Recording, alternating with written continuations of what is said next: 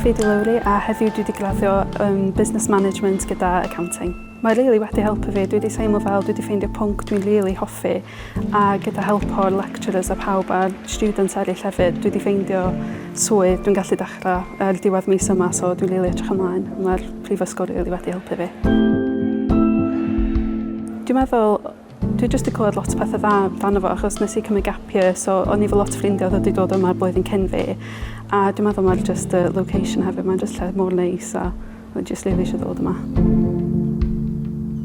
Fyswn I definitely yn.